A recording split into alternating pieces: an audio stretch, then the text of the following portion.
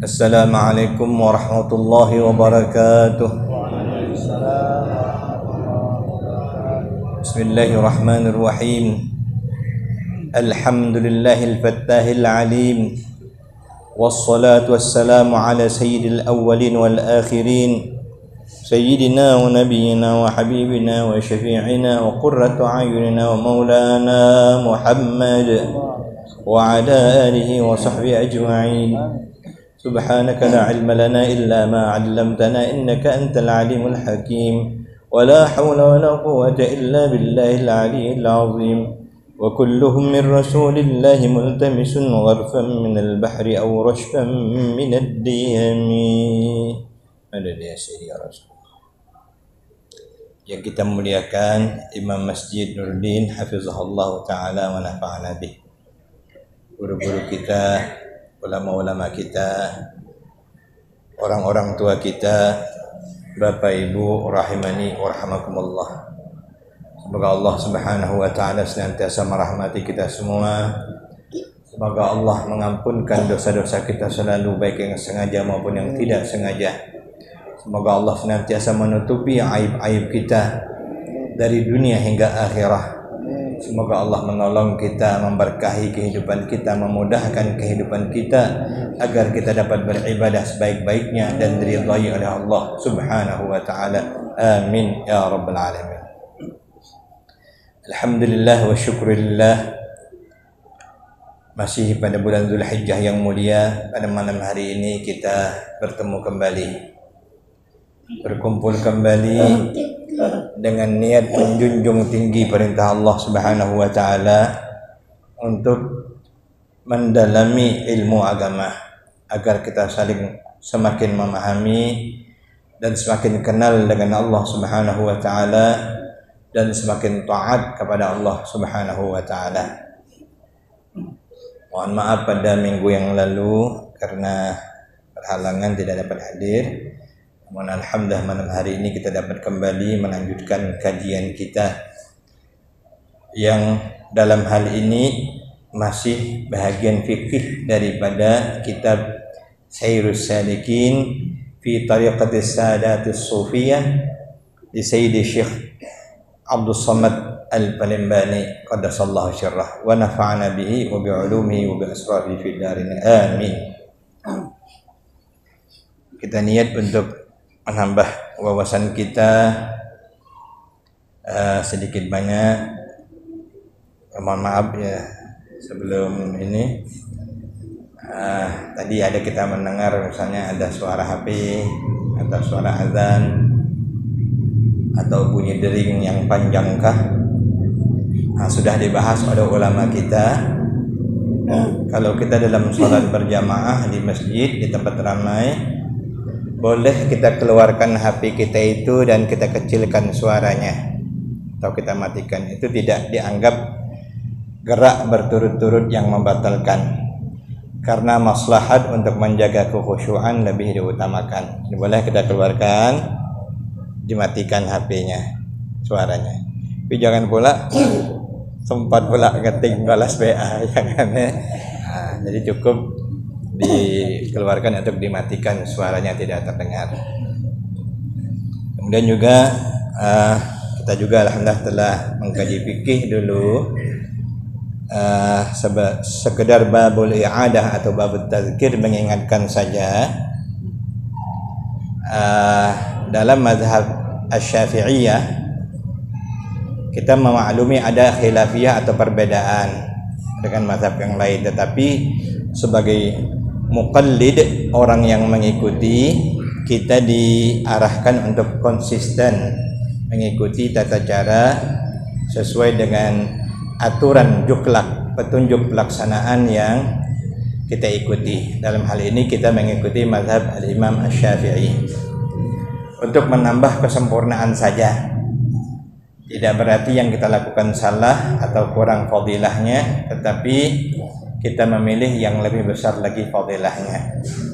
Yaitu misalnya yang datang hendaklah langsung mengambil posisi pada shaf pertama, sehingga ketika qomat tidak perlu berdiri menunggu selesai dulu. Itu yang pertama, selesaikan dulu iqamah, jawab dengan khusyuk, lalu berdoa, baru berdiri bagi yang sudah berada di shaf pertama.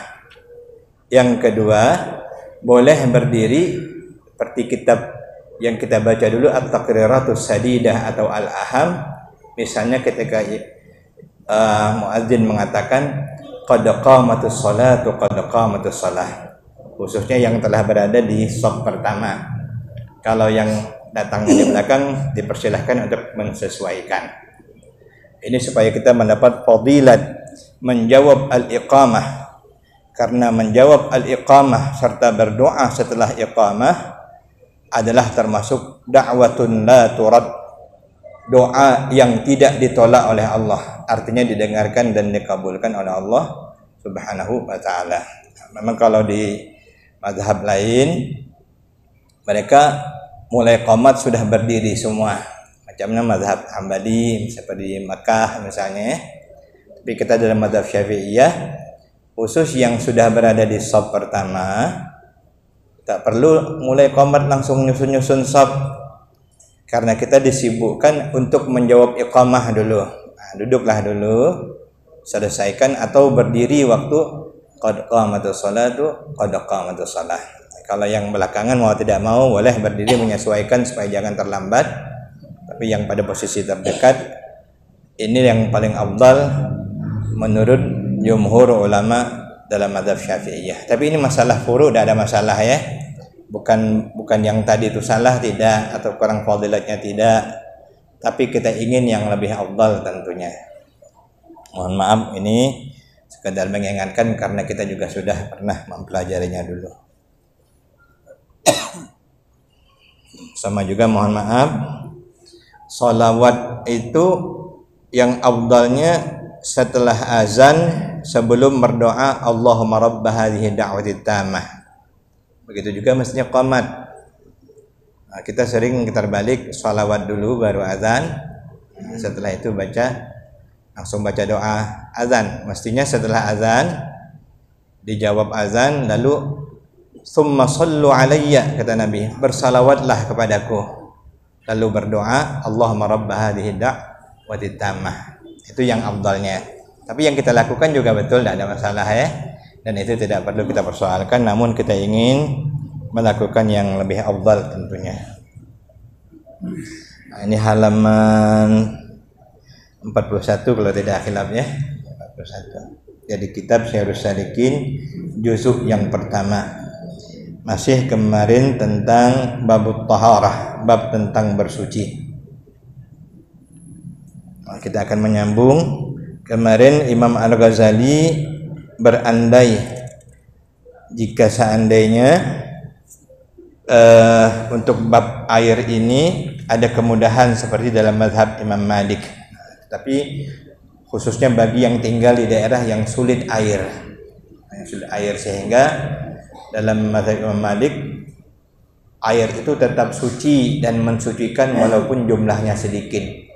Di dalam mazhab Syafi'iyah ihtiyatan, lebih berhati-hati, maka ukuran air seyogianya tidak kurang dari 216 liter atau 2 kullah jika memang air itu adalah air yang selalu digunakan. Kalau di bawah daripada itu berarti kita harus hati-hati, jangan sampai ada percikan air dan sebagainya. Tapi dalam mazhab Imam Malik itu boleh, dan ketika pada masa-masa tertentu menurut Imam Al-Ghazali dalam kitab ini boleh kita bertaklid dengan Imam Malik saat kita susah air tersebut. Air cuman yang ada dua ember itulah di rumah, nyari air lagi jauh berkilo-kilometer dapatnya. Nah itu ketika itu ada kemudahan, tetapi tetaplah kita mengutamakan yang lebih ihtiyat, yang lebih ahwat, yang lebih berhati-hati tentunya. Kemudian, dan dari karena inilah kata Imam Al-Ghazali rahimahullahu taala, wa qad tawadda'a Umar radhiyallahu anhu bima'in bi jurratin nasraniyatin wa hadha kas-sarihi fi annahu lam yu'awwal illa ala adami taghayyuril ma'i wa illa fanajasatun nasraniyati wa ina'iha ghalibatun tu'lamu bi dhannin qaribin. Artinya sesungguhnya adalah Sayyidina Umar bin Khattab radhiyallahu anhu wa ardhah. Beliau mengambil air salat, mengambil air wudu dengan air di dalam bejana seorang Nasraniyah. Nah, ini salah satu kemudahan. Dan air tersebut kurang daripada 2 kullah. Dan perbuatan Sayyidina Umar ini seperti sharih atau pernyataan pada menunjukkan bahwasannya tiada berpegang ia akan dalil suci air yang sedikit itu melainkan atas ketiadaan berubah air itu. Nah, jadi seperti dalam Imam Malik, selagi air tidak berubah rasanya, warnanya, baunya, maka air tersebut tetaplah suci, mensucikan. Nah, tapi kalau dalam mazhab kita Syafi'i lebih berhati-hati, yaitu air diharapkan lebih daripada ukuran 2 kullah jika air yang digunakan yang sifatnya digunakan boleh kita berulang-ulang menggunakannya. Tapi kalau kurang maka kita harus berhati-hati dalam menggunakannya. Imam Ghazali di sini mendukung bahwa kita boleh dalam keadaan tertentu mengikut Imam Malik dengan dalil yang kuat dari Sayyidina Umar bahwa boleh saja menggunakan air yang sedikit untuk bersuci. Nah, tapi tentunya ini digunakan jika memang dalam kondisi yang tidak ada pilihan lain. Sebab kita ini dalam memahami hadis, dalam memahami adab, masuk fikih, kita memilih yang paling ghalib, yang paling hati-hati. Contoh, misalnya Rasulullah SAW dalam hadis pernah minum berdiri. Itu ditafsirkan oleh ulama pernah minum berdiri. Karenanya tidak dianjurkan kita minum berdiri, sunnahnya minum duduk.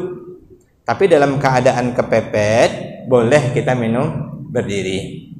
Begitu juga misalnya Rasulullah SAW pernah buang air kecil berdiri. Kata-kata pernah itu linnudrah, menunjukkan sedikit dan jarang sekali dalam keadaan-keadaan tertentu yang terpaksa. Nah, maka kita mengikuti. Sebab kalau kita salah tafsir, baca hadis dewek adalah Rasulullah SAW pernah buang air kecil berdiri. Oh, kalau gitu aku berdiri lah, terus sunnah hukumnya nih tanya ya. Atau Rasulullah pernah minum air berdiri. Oh, tidak apa-apa minum berdiri ya, tidak masalah. Nabi aja minum berdiri. Padahal itu linnudrah, sangat jarang dan hampir tidak dilakukan kecuali dalam keadaan tertentu yang memang mendesak. Menunjukkan kebolehannya saja. Tapi sunnahnya tetaplah seperti tadi, kalau air pilihlah air yang aman, yang banyak, yang yakin kita dia tahir mutahhir, tidak musta'mal. Demikian juga dengan pengamalan-pengamalan adab dalam sunnah. Jadi ini dalil beliau. Sayyidina Umar bin Khattab sendiri pernah menggunakan air yang sedikit, bahkan air itu diambil dari bejana atau dari embernya orang Nasraniyah. Kalau kita terlalu sempit pikiran, macam-macam suuzan gitu, entah bekas apa ember nih, itu ya. Nah, tapi artinya ada kemudahan dalam agama. Pada hal-hal tertentu kita diperbolehkan. Karena memang dasar kita beragama itu yuridullahu bikumul yusra wa la yuridu bikumul usra. Nah, tetapi tetaplah kita memilih yang paling hati-hati tadi. Nah, ini dalil sucinya air yang sedikit menurut beliau karena tidak berubah air tersebut. Tapi kalau berubah nanti menjadi najis ya. Nah, ini diketahui dengan zon yang hampir yang membawa kepada keyakinan. Syahdan bermula air yang 2 kullah itu yaitu ibarah daripada 5 qurbah ahli Hijaz atau 5 kirbah. Kirbah ini kantong air ya. Kantong air ahli Hijaz, penduduk Madinah, penduduk Mekah Madinah, itu Hijaz namanya. Kalau dihitung oleh ulama kita, yang paling mudah memahaminya adalah 216 liter. Kalau ukuran meter kurang lebih Allahu alam itu setengah meter perseginya misalnya ya. Nah, tapi yang paling kuat itu diukur daripada ukuran liter, kurang lebih 216 liter.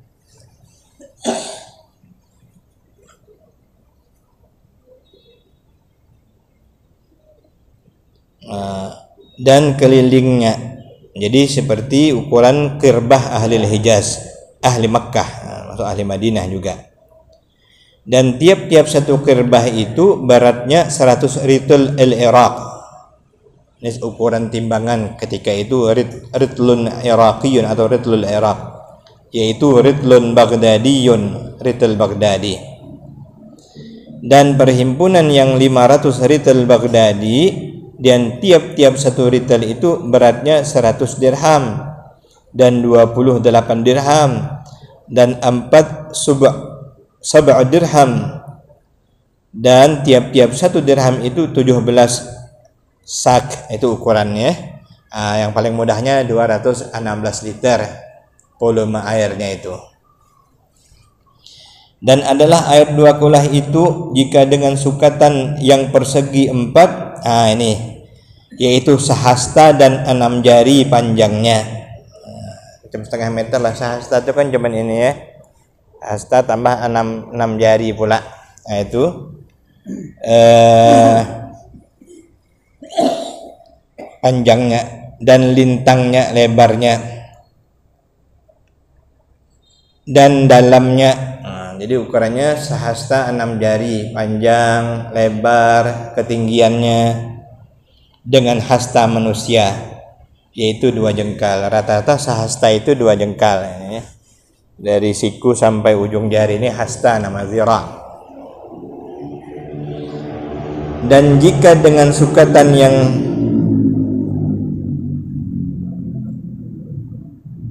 bantar, yaitu 2 hasta, dan dalamnya dengan 1 hasta, lintangnya dengan hasta an-najjar, yaitu 1 hasta manusia dan 6 jari. Itu kurang lebih ukuran persegi tempat air yang di dalamnya berukuran 2 kullah. Al-faslu tsalits fi kaifiyat izalatin najasati. Bermula fasal yang ketiga pada menyatakan kaifiyat menghilangkan akan segala najis dan menyucikan akan dia. Nah, sebentar dulu. Untuk air, misalnya kita punya air seember, bolehkah kita mencelupkan tangan ke dalamnya? Nah, ini sebenarnya sudah ditunjukkan dalam hadis-hadis Nabi bahwa Nabi sendiri mencelupkan tangannya ke dalam ember tersebut. Namun penjelasannya adalah bahwa tangan tersebut diniatkan untuk menggantikan gayung atau ya itu ya, tercentong. Jadi cuci dulu, baru kita boleh kalau mau masukkan air langsung ke dalam, basuh muka. Sebab kalau tidak diniatkan sebagai lil ghirfah, untuk menciduk, maka menjadi musta'mal air. Karena tangan masuk lagi, sudah gosok-gosok masuk lagi. Tapi kalau diniatkan sebagai pengganti centong karena lebih mudah, itu tidak menjadikan air musta'mal. Tapi kalau kita ragu, paling enak pakai keran lah, zaman modern ya. Aman sudah ya, tidak ragu lagi kita. Ataupun pakai centong kalau kita pakai bak misalnya. Pasal cara menghilangkan najis. Bermula pasal yang ketiga pada menyatakan kaifiyat menghilangkan akan segala najis dan mensucikan akan dia. Ketahuilah olehmu bahwasanya najis itu ada kalanya hukmiyah, dan ada kalanya ainiyah. Hukmiyah itu tahu kita tadi ada anak pipis di sini, tapi airnya sudah tidak nampak lagi di lantai. Tapi kalau ainiyah itu nampak masih benda najisnya. Ini ada penjelasannya rupanya. Adapun najis hukmiyah itu maka yaitu najis yang tiada baginya jirim, bendanya tidak ada lagi, sudah tidak nampak lagi, dan tiada baginya rupa, dan tiada baginya bau, dan tiada baginya rasa, maka memadailah akan mensucikan itu dengan dituangi air yang mengalir akan dia sekira-kira rata sekalian juzuk yang kena najis itu. Nah, kita rasa tadi ini bekas kena kencing anak-anak misalnya ya, tapi tidak nampak lagi bekasnya pun, tidak ada baunya, tidak ada rasanya, tidak ada, maka ketika itu mencukupi disiram saja, dialirkan, bahasanya siram tidak kalau gitu nih, nah, disiram ya dengan air, sehingga seluruh tempat itu diyakini sudah disiram dengan air tersebut. Itu untuk najis hukmiyah, memadai ya. Adapun najis ainiyah kalau masih nampak, najisnya nampak, maka yaitu najis yang ada baginya jirim, ada bentuknya, ada fisiknya, atau ada baginya warna, ada warnanya, tempatnya tak ada tapi bekasnya kuning warnanya ada ya. Ini walaupun sudah kering, ini nampak warnanya. Atau bau misalnya tahu kita nih, ini dah bersih nih, najis nih karena ada bau dan sebagainya. Atau ada baginya rasa, entah macam mana terasa dikit gitu ya. Maka yaitu wajib menyucikan akan dia dengan air sekira-kira menghilangkan, baik bentuknya hilang, rasanya hilang, warnanya hilang, baunya hilang. Jadi memang harus misalnya kucing beol, nanti memang tidak ada lagi bekas beol itu hilang, baunya hilang, sudah memang betul-betul diyakini bersih, itu baru dia bersih. Jangan pula jadi was-was. Yang pernah saya ceritakan dulu, ada orang was-was, kasihan berapa tahun ya, sehingga rumahnya itu dilumurinya dengan lumpur, motornya dilumuri dengan lumpur, perasaannya selalu ada bekas kotoran anjing, karena dia pernah katanya berawal dari makan di suatu tempat, pas dia ke bagian dapur dilihatnya anjing sedang menjilati piring dan gelas. Mulai itu dia jadi was-was, sehingga akhirnya hampir terjadi perceraian karena bininya bingung, seminggu sekali lantai dilumpurinya, bininya nanti yang kerja jadinya. Itu jadi penyakit was-was. Tidak seperti itu. Yang penting kita sudah yakin sudah bersih. Tapi kalau rasa, bau dan warnanya susah untuk dihilangkan, khususnya warnanya, sebab sangat lekat ia, maka menjadi ma'fu, dimaafkan. Ada kan bekas najis memang warnanya itu melekat, tidak mau lagi hilang, sudah dicuci-cuci tetap seperti itu ma'fu, dimaafkan. Tetapi kemudian daripada digosok dan diramaskan, tentunya diupayakan terus ya, diupayakan sehingga betul-betul menjadi bersih. Dan demikian lagi jika sangat susah menghilangkan akan baunya, kemudian daripada digosok, sudah digosok-gosok, diremas-remas, baunya tetap ada beberapa kali, maka yaitu dimaafkan pula.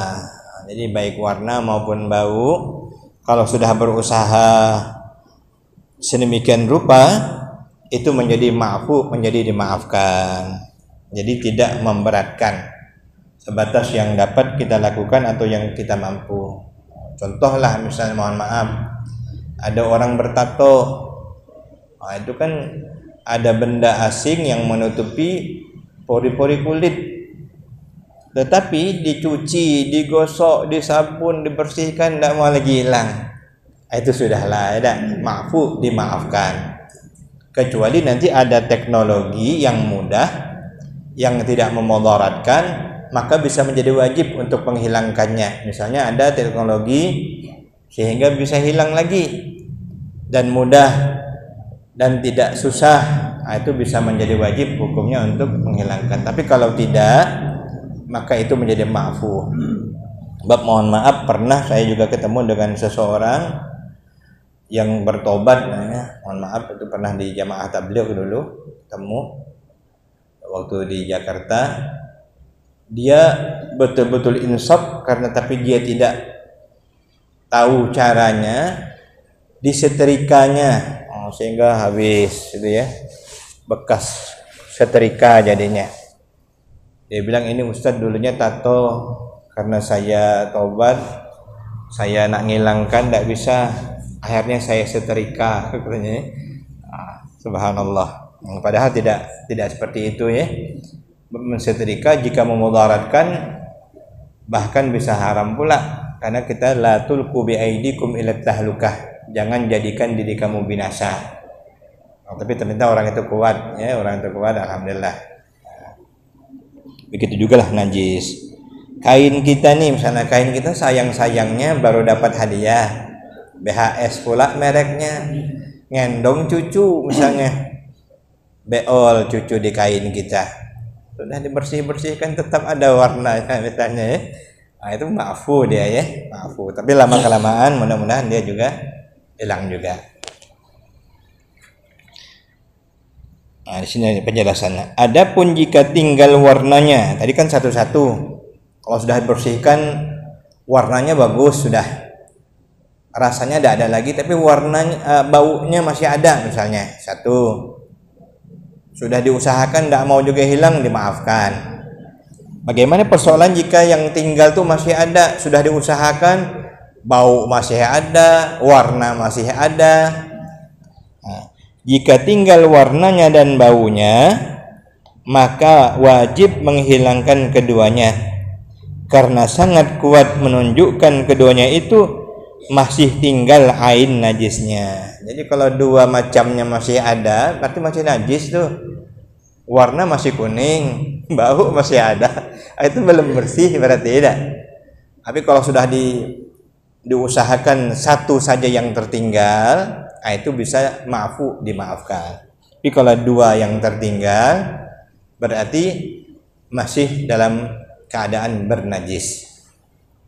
Yang punya anak kecil nih, Ustaz Basiran punya anak kecil, ini agak payah dikit jaganya ya. Mohon maaf, misalnya nyuci pakaian itu, apalagi sekarang misalnya pakai mesin cuci, mana yang betul, masukkan air dulu baru pakaian, atau pakaian dulu baru air? Sudah dibahas ulama, masukkan dulu pakaian dulu baru disiram. Jadi namanya itu mengalirkan air dulu. Tapi kalau air duluan langsung dimasukkan air bekas popok bayi, baju bayi, popok bayi, jadilah airnya menjadi mutanajis semuanya. Jadi itu caranya, sudah dibahas oleh ulama kita. Ini terkait dengan najis. Kalau orang dulu luar biasa hati-hati, betul ya, hati-hati, subhanallah. Saya masih ingat juga ayah saya bilang datuk, itu hati-hati dia, sehingga sampai usahlah adik nyuci biar abang nyuci dewek, saking berhati-hatinya. Jadi itu terkait najis. Ibu-ibu nih misalnya yang bayi, yang punya cucu, usah malas, apalagi cucunya cucu perempuan, itu jangan siram-siram saja, jadi memang dibersihkan betul bekas lantainya. Jadi kalau dua yang tinggal, berarti sangat kuat menunjukkan keduanya itu atas tinggal ain najisnya. Dan demikian lagi jika tinggal rasanya, maka yaitu menunjukkan atas tinggal ain najis. Untuk bab rasa rupanya lain. Kalau warna dan bau, jika dia satu-satu susah menghilangkan, bisa dimaafkan. Tapi rasa tidak. Kalau masih rasanya ada, ini menunjukkan masih tinggal ain najisnya. Macam mana? Dan babi, maka yaitu wajib menyucikan dia 7 kali dengan air, dan 1 daripada 7 kali itu yaitu dicampur dengan tanah yang kita Ini walaupun kajinya kaji lama, mudah-mudahan